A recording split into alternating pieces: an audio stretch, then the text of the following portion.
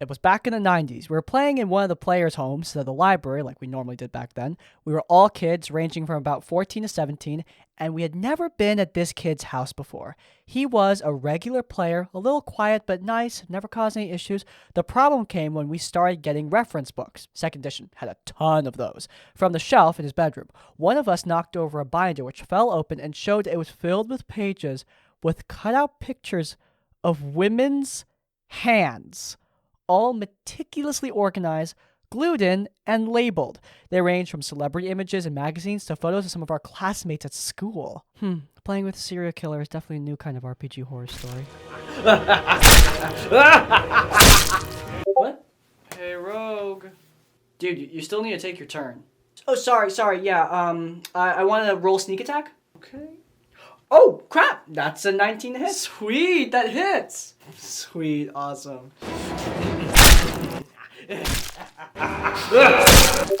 You forgot to... Also, wait, by the way, what's that noise in the background? You've been unmuted this whole time. Oh, it's nothing. What do you need? Yeah, whatever. You need to roll damage, dude. Oh, right, yeah.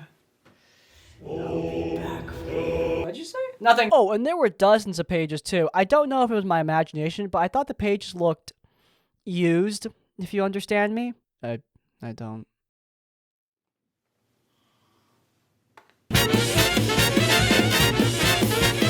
Oh! I get it. The player refused to talk about it, and the game, which had been going strong, came to a screeching halt. We all left soon after that. When the next session came around, he didn't show up, but he did show up for a few more after that one. He never would talk about what we found, literally just refused to utter a word. Eventually, he just stopped showing up entirely. 30 years later, I still don't know what to make of that, and what would have been the appropriate response. Honestly, I'm sure there's a perfectly reasonable explanation, and the guy could probably just say it, but honestly, I don't even know what I would do. That kind of thing would make me uncomfortable, especially if there was people I knew, but yeah, I don't know. Luckily, I've never been in that situation, so thank God.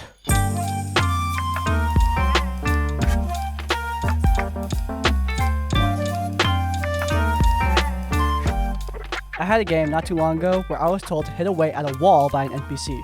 Cool, I think. So I narrate how I hit the wall, and the DM tells me to roll to hit it? Why? Whatever. I roll a 15 to hit.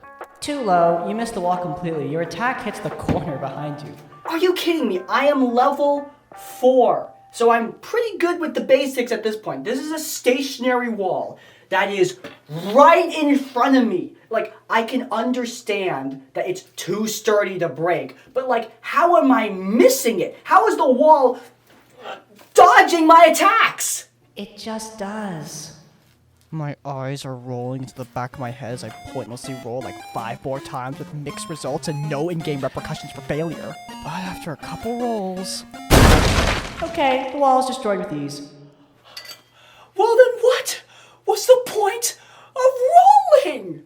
I just finished watching Blue Eye Samurai. My favorite bit in that show is when, instead of fighting epic battles, she just spends 10 minutes hitting a wall. So memorable. A while later, that same Dungeon Master had the NPC get us to look in a room for something.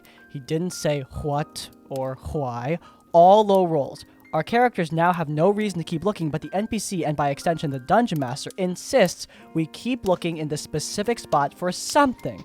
So we roll again. Rolls continue to fail, what must have been a pretty high DC. He asks us that we roll once more, and at this point I'm asking the Dungeon Master, honestly, why we're rolling in the first place if there's no way we can fail this and no repercussions for taking our time. He just repeats that we should keep rolling, and wow, look at that, someone rolled high enough. With a bit of searching, you find the mysterious key, blah blah blah blah blah. A bit of searching? Whatever.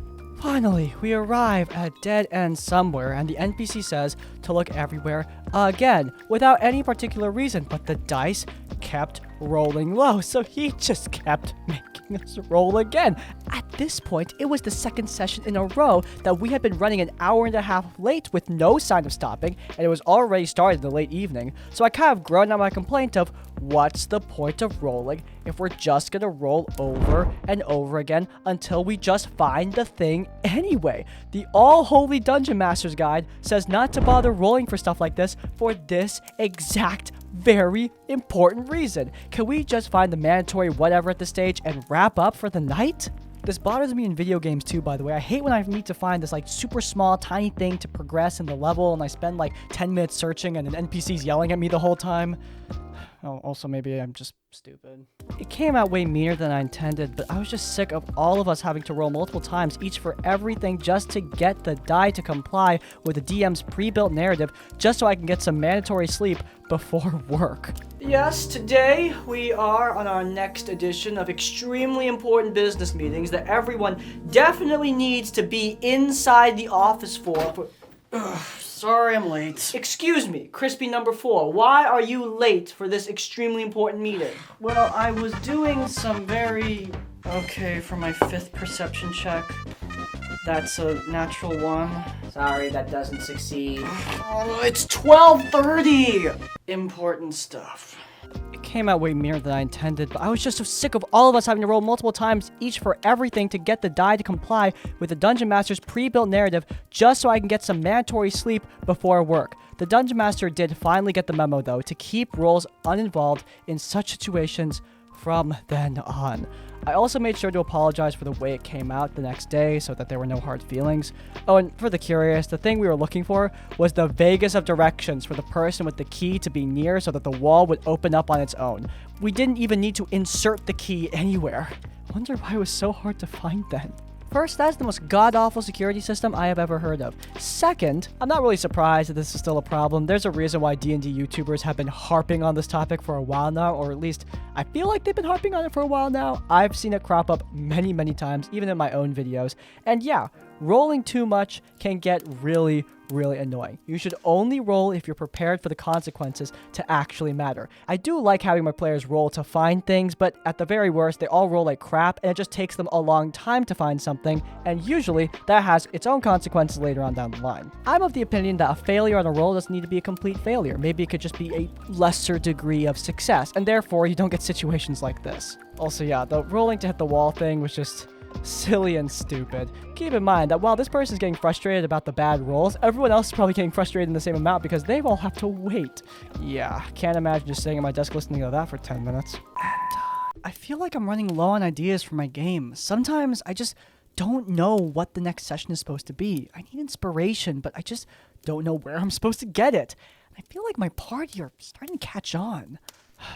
Thank God for CzePeku. This video is sponsored by CzePeku, creators of some of the best maps in the entire tabletop gaming industry. There is a reason why CzePeku's Patreon has tens of thousands of members subscribing to this Patreon for these maps. There is literally not a single combat I have run for the past few years that doesn't include a CzePeku map. And by the way, I can prove it. Check out any of my actual plays and you'll see their maps displayed loud and proud, because I truly think that these things are simply gorgeous. Their new releases go from a simple sewer hideout to this incredible final boss looking map with this insane tormented angel set piece. You can get the base version of these maps, and actually the base version of all their maps, at just the $1 tier. Or you can buy specific maps off their website instead, or subscribe at higher tiers to get access to both animated maps and all variants. There are so many options when it comes to getting into CzePeku. I don't see why you wouldn't try it. If you guys are interested, you could head down into the description down below or to the pinned comment to pick up the incredible maps from CzePeku. Thank you so much, CzePeku, for sponsoring this episode of the show. As always, supporting our sponsors does support us. And without further ado, I'm going to turn back into an animated rat so we can get back to the video.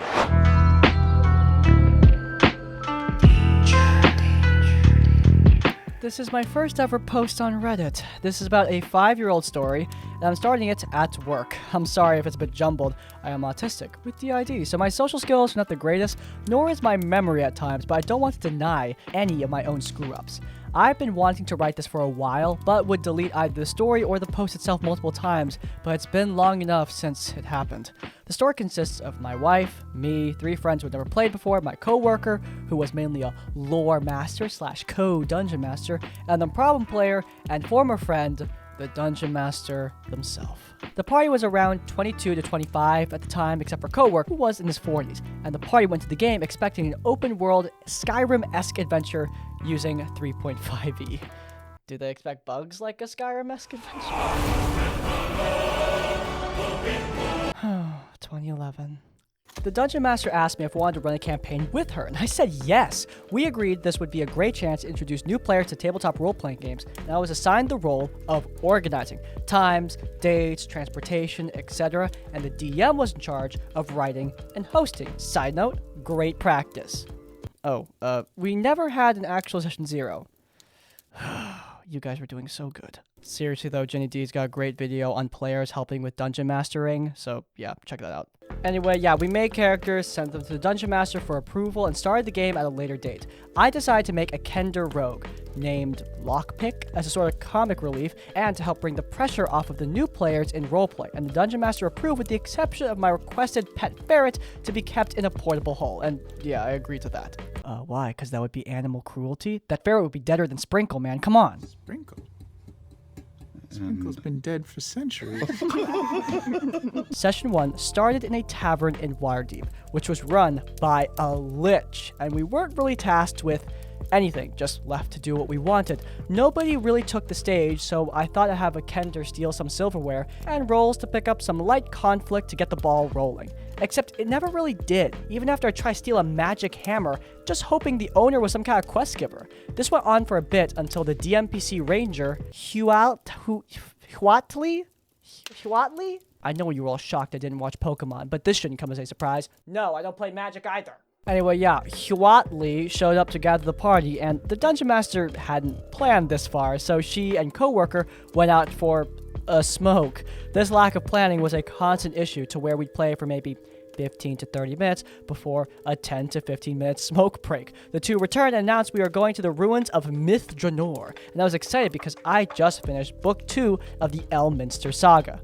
The party druid started a bar fight in her excitement for a paying job, and the Dungeon Master decided this was a great moment to show off her DMPC's animal companion, a 50-foot tall, 3-headed T-Rex with 3 separate elemental breath weapons, which could be put into a figurine like Guinevere, named Zakama. Yes, the same Zakama from Magic the Gathering. Okay, this I'm actually kind of curious about. Oh, I think I got the wrong art for this fight. I should probably mention at this point that everyone's supposed to be level 8. I saw Zakama's stat block at a much later time, only to see that he is a CR 22 creature, and it was exactly as much of a problem as you'd think it would be. I don't know, man. I think it's much more of a problem, because how did it fit in the bar? It's 50 feet tall. I don't think you can stick Beta King Ghidorah over here into your living room. Just, you know, my 2 cents. Anyway, Session 1 ended shortly after the T-Rex destroyed the bar, and my Kender's fearless trait was stripped from him by the Lich for some reason. Session 2 has planning on how we would get from Waterdeep to Myth Draenor, and we decided a boat was the safest option. The DM has approached a boat, which was set up as an obvious trap, and my friends got distracted by the well-endowed cook who was wearing only an apron and holding a large meat cleaver. We ended up paying for the ship, and were told to get ready to ship out the next morning. Lockpick never really cared much on spending gold, so he rested and made contract by the God Mask. Mask liked the mischief Lockpick made and offered him to be his chosen champion with a catch. Lockpick would receive bonuses to his sneak, sleight of hand, and deception skills, but would lose his mimicry ability. I said no because I had used this ability multiple times to save our skins in the one-shot and thought it was useful. DM went out for another smoke break to figure out how to convince me to give up on my abilities, which I only found out months later through coworker. Yes, I can give you incredible power. Power like nothing you have ever seen. That sounds incredible. I mean, this could help me save my party. What kind of power do you offer? A few minor stat increases. I mean, I got that from just yanking some hair off of a hag, but, you know, I'll take it. Why not? All you need to do is give up all of the abilities that you already have. Wait, what? Yes, I offer incredible power if you give up your incredible powers. No? What? Why would I give up all the things that make my character special just for some minor stat bumps? That seems really stupid. I mean, I'm already decently strong. This would make me stronger, but not for that kind of trade-off. That's stupid. No.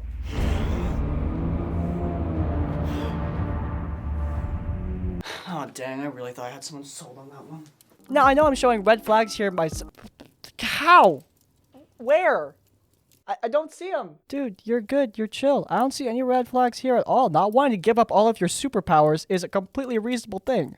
Anyway, the DM never once told me my character or abilities were a problem. I would have been upset to lose a fun character, but if it made the game more fun for Dungeon Master, I would have swapped that very moment. Probably would have gone for my support bard idea instead. The end result was Mask telling Lockpick, "You take my boon and this cleaver, or I put a bounty on you." So I reluctantly took the deal and lost both Mimicry and my Kender's pocket. The cleaver, however, gave Lockpick 3'4" self a 3'. What? Yo, that's not a boon! That's a curse! At least to me. I mean, I don't know how you people look at dicks. That's it. I lost 3 of my core features for a dick joke and a cleaver, which counted as a great sword, which I couldn't use as a weapon. Tried to argue about it, but I was told that if I got rid of the cleaver, I'd have a bounty on my head, so I pretty much sat silent for the rest of the session. The car ride home consisted of wife, druid, and cleric telling me that I'm being treated unfairly and I need to stand up for myself. This conversation started me on the path to realizing just how often the Dungeon Master would mistreat me and make me into a joke for her amusement. They convinced me to DM my own game while I tried to work out how to talk to Dungeon Master about my issues with the game. Session 3 was us, on the ship. I was thrown in the brig and the rest were given a murder mystery. Surprise, surprise, the boat was run by lycanthropes of many kinds, and the captain being a were-croc. So the party was trapped in a boat, hopelessly outnumbered, and heading nowhere near what they wanted. The Dungeon Master took another smoke break and came back to say that the DMPC used her sorry, I thought that said Trex. Tricks? Like the cereal. Or T-Rex. To basically sink the boat and strand us on an island. End of session 3.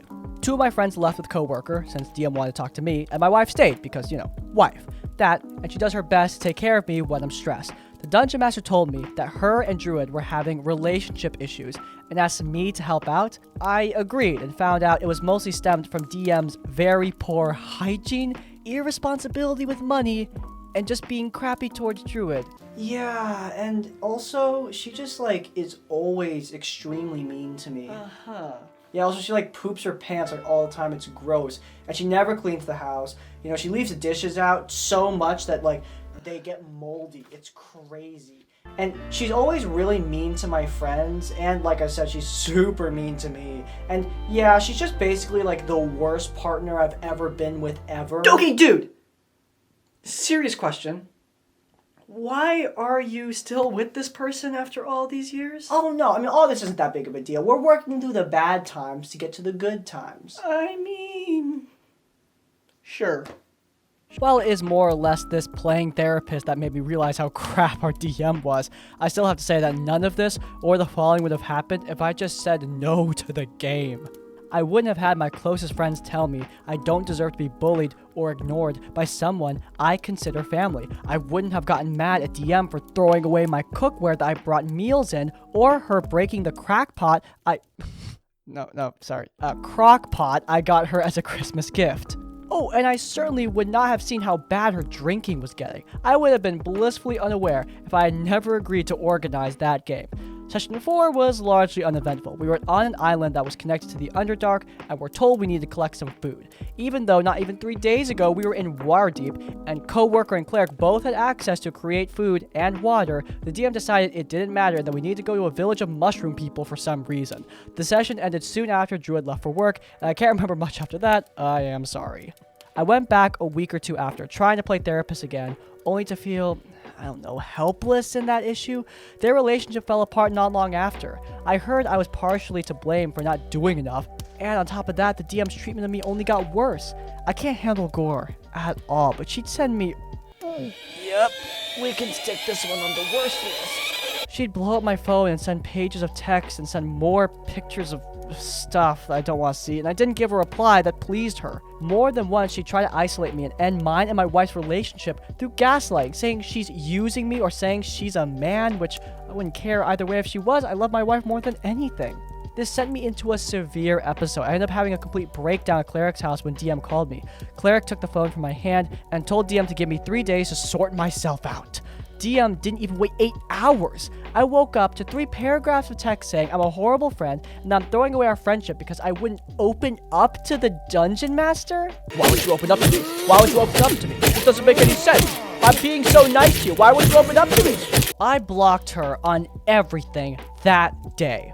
All of this and 3 no-call sessions made me want to quit TTRPGs altogether. I felt like I was to blame for everything. My wife had my back the entire way and got me to just take a break from Dungeons & Dragons. But I guess I got a happy ending out of this. My wife and I were still together. I went to therapy and started DMing on Roll20 in Discord, which I still do today.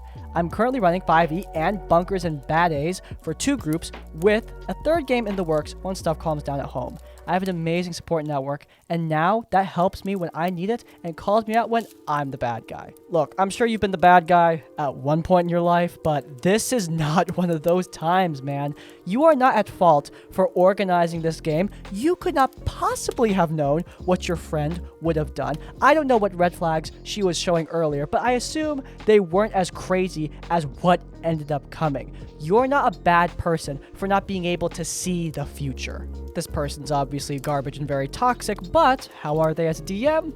Not much better. I mean, not the worst you've ever seen, but they're the definition of why don't over-prepare is stupid advice. They didn't prepare at all, and look at what they've done. They're just wasting their players' time with these breaks. The flow of the game matters. I get bothered when me and my players take like 10-minute breaks just because of a technical difficulty, which obviously is out of my hands. But I cannot imagine how annoying it would be if I was taking 10-minute breaks every half hour just because I couldn't be bothered to prep. Ugh, just all around, it's a good thing you got away from this person.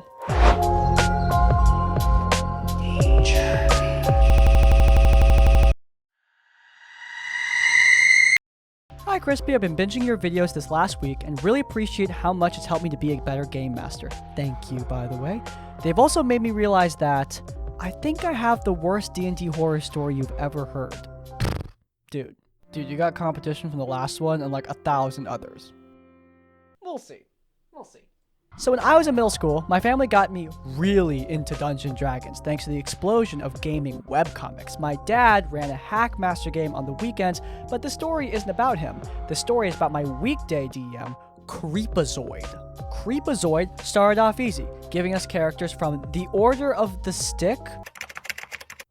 Started in 2003 and still going now. Wow, that's pretty cool. Hope this story won't tarnish its memory for me. Anyway, yeah, gave us these characters from the comics so we could learn the basics without thinking too much about developing our own backstories. I played Haley, the rogue tease.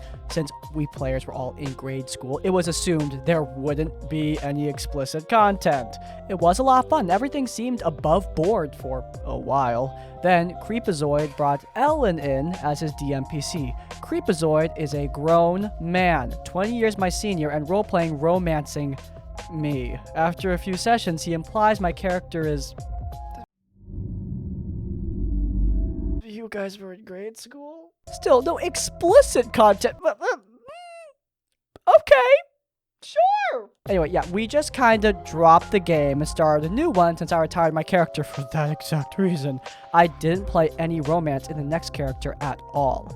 This did not deter Creepazoid, though. I was young and naive, so I used to do that greet friends with a cheek kiss thing. Creepazoid took it upon himself to elevate this to a kiss on the lips. This honestly weirded me the hell out, but I really wanted to keep playing D&D. Besides, I couldn't exactly avoid him entirely. We shared space for several hours a day. Eventually, he asked if I wanted to... You know, it's funny. I was just looking at this Mama Max guy who got in a bunch of drama for, like, fabricating a bunch of predator cases. We should start sending him posts like this. Wouldn't need to fake it. I'm not quite 13 at this point. He was in his 30s, and he was asking if I want to do the thing because, well, at least it'll be with someone experienced. I declined and did my best to not be alone with him ever again. I didn't always succeed, but he seemed to catch on to my clipped tone and backed off. We start a new session with Creepazoid DM, and I mentioned that I'm considering making this character lesbian as I'm starting to question my sexuality. I'm not sure if I'm straight or gay anymore. Spoiler alert, I'm neither. Purple pride. He says that's no problem, that he can work with that. His way of working with it is burned into my mind. I can still see his stupid face as he explains that I'm the last one awake at the tavern, that I start heading to my room only to run into 5 or 6 ruffians. He wasn't descriptive, but he didn't need to be, saying I got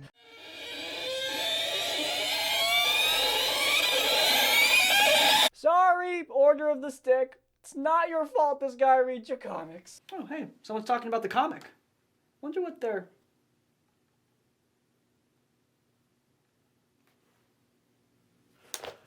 Nope. I had since developed a paranoia around Assault after his earlier advances. More than anything, though, I can still hear his stupid voice saying in a mockery of a lisp, "Welcome to the wonderful world of lesbianism." That was how our session ended. I never sat down for one of his games again. In retrospect, I do regret not telling my mom what a monster my stepdad was before they got divorced. I swear this is true. Anon. I believe you because unfortunately, yeah, I've seen this kind of thing up close and it's not pretty. The reason being victimized as a kid is so bad is just because you're so powerless in that situation. I mean, we already see a lot of victim blaming with adults, but you'd be surprised the amount of victim blaming that kids get in this kind of situation. But like, what are you supposed to do, man? I mean, you're a kid. There's a person in authority who's hurting you and you just don't know what to do. But the best thing you can do, at least, you know, from what I've seen, is to tell somebody. Tell somebody else in authority. Get help, because you're a kid. You can't do this on your own, and you don't need to. Just shows to go, yeah, these stupid games you play with other people, and other people can bring their other problems, and sometimes their problems are really freaking horrible. That was the worst one. By far. If you guys enjoyed it though, then please do leave a like. If you want to see more of our content, then you can check out our Tabletop Tavern Tips series, where we give advice to both DMs and players, old and new. And while you're there in the cards, subscribe to Crispy's Tavern to get more of our content as it comes out. And finally, if you want to leave your own stories or thoughts, go down in the comments down below. If you can't think of a comment, leave the comment. Oh my god, what did I just read? To let me know you made it to the end of the video. Hey, by the way, if you have your own horror stories, you can send them directly to us. There's an email down in the description down below. Send your stories our way for a chance to be featured in one of these videos. But hey, even if you don't have any stories in SSI, comment, subscribe. I will see you all next time. Farewell. I seriously actually rolled a natural 20. Like the actual dice was I know for the like the skit it has to be a bad roll, but I rolled a natural 20. That was fun.